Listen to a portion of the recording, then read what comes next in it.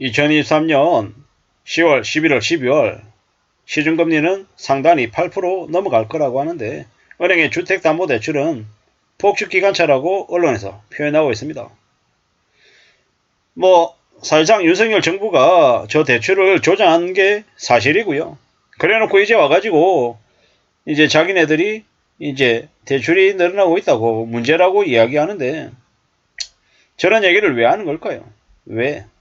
제가 봤을 때는 저건 결국에는 대출 액수가 계속 늘어나고 있어서 그러한 것들을 막기 위해서 어쩔 수 없이 대출 중단으로 간다 라고 사전에 약치는 것 같아요.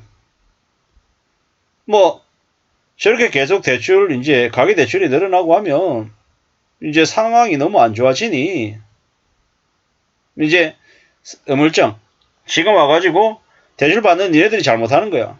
너희들 지금 그렇게 무리하게 대출 받으면 안 돼 라고 이제서야 얘기하려는 것 같습니다. 이미 걸려든 물고기 다 이제 걸려든 쯤에 와서 이제 저렇게 얘기하는 거죠. 그래놓고 은행들이 뭐라 그럽니까? 가상금리를 더 높이겠다.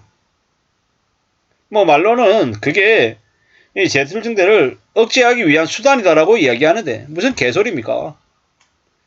실제로 저렇게 이제 주택담보대출 대출이 늘어난 이유가 뭡니까?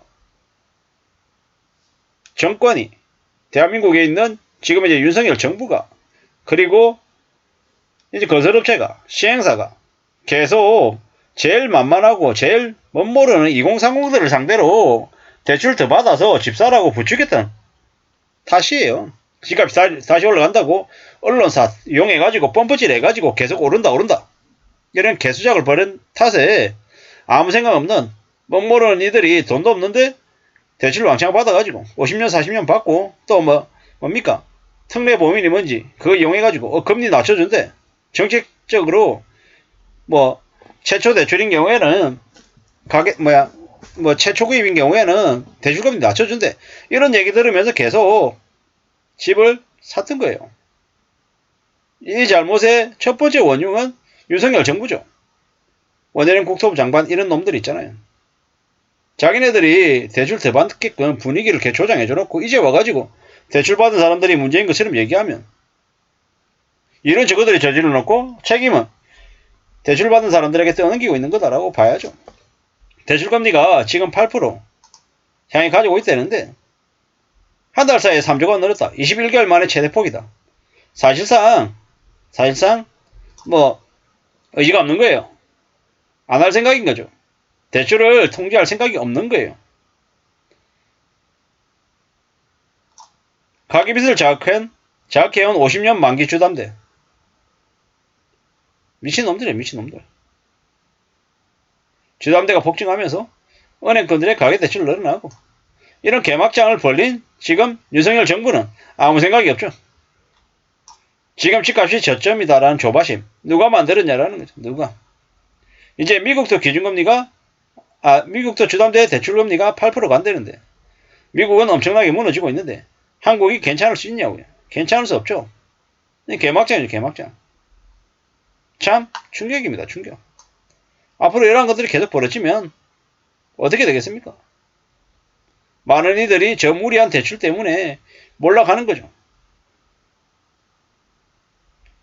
가계대출이 늘어나서 집에 돈이 없어지면 그 가정이 어떻게 됩니까? 못 먹고 사는 거죠. 집안에서 먹고 지내는 게 문제가 생기면요. 아이들이 바깥으로 뛰쳐나갑니다. 가출하는 거죠. 왜? 왜 그러겠습니까? 자기 자신들이라도 먹고 살려고 집에만 있으면 먹을 것도 안 주고 계속 때리고 집에서 이제 부모들이 자식을 오빠가 여동생을 형이 동생을 패고 괴롭히고 이제 개막장 짓이 이제 벌어지는 거죠. 아이들이 부모 지갑 털어가지고 돈 훔쳐가지고 도망가고 말하기 어려운 일들이 계속 생기는 거죠. 가정부터 이제 몰락한다라는 겁니다. 가계대출이 저렇게 심해지면 가게가 정상적으로 돌아갈 수가 없다라는 거죠. 아니 집 살 때는 좋죠. 새 아파트다 그러고 사서 한 2, 3억 차익 남기려고 했는데 그게 생각처럼 안 되면 어떻게 됩니까? 당장 이제 쪼여 들어오는 거죠. 답이 없는 거죠. 누가 그러라고 시켰습니까? 지금의 윤석열 정부가요. 윤대지가 그렇게 만들었죠. 그게 앞으로 벌어질 일이다라는 겁니다. 무서운 일이고 깜짝 놀랄 일이고 황당한 일이죠. 저걸 어떻게 막을 수 있겠습니까? 막을 수 있겠습니까? 못 막습니다. 일당초 막으려면 조금씩 순차적으로 대응을 해갔어야 되는데 대응할 생각은 없고 그냥 아무 생각 없이 그냥 집값을 떨어뜨리지 않기 위해서 계속 머리만 굴렸던 게 지금 윤석열 윤대지들의 수작입니다. 지금 하는 꼴을 보십시오. 점점 더 사람들의 분노가 더더욱 더 커지고 있죠. 이미 정권 2년차인데 벌써 정권 말기 같은 그런 느낌이죠. 참 어처구니가 없습니다. 부동산 관련해서는 대출 관련해가지고는 이번 정부 때 감히 말씀드린 건데 터집니다. 폭탄. 2024년 5월 총선까지 어떻게든 버텨보겠다라고 저지를 하고 있는데 지금 하는 꼬라지를 보면 국민의힘 총선에서 개박살 난다. 그리고 윤대지만 지새끼들 한 30명 내려보내가지고 한 30명 뭐 당선시키는 그것만 지금 머릿속으로 굴리고 있는 것 같습니다. 뭐 이러다 보니까 뭐 윤석열 윤대지는 뭐 별로 사람들 눈치 볼 생각도 없고 저기 원내룡이 저는 그 쓰레기 같은 놈은 뭐 지금 더막장짓을 벌리고 있고 이러다가 한국 경제에 많은 이제 폭탄이 투하되겠구나 많이 쓰러지겠구나 라는 생각밖에 안 듭니다. 참 어처구니가 없죠. 이러다가 어떻게 되는 건지 어쩌려고 저러는 건지 뭐 걱정이 안 될 수가 없죠. 무서운 일입니다. 앞으로 어떤 상황들이 벌어질까 많은 이들이 뛰어내리고 야반도주하고 생 난리가 날 건데 참 나라 꼴이 개판이다. 앞으로 더 살벌해진다라고 생각해야 됩니다.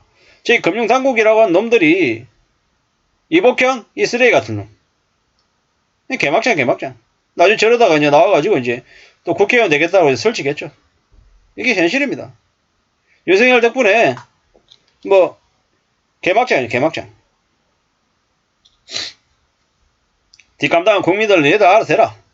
뭐 죽든지 말든지 뭐 모르겠다. 이게 지금 현재 상황이죠. 참 무서운 얘기입니다. 무서운 일. 주택담보대출 저렇게 망가뜨린 건 누구 잘못이다?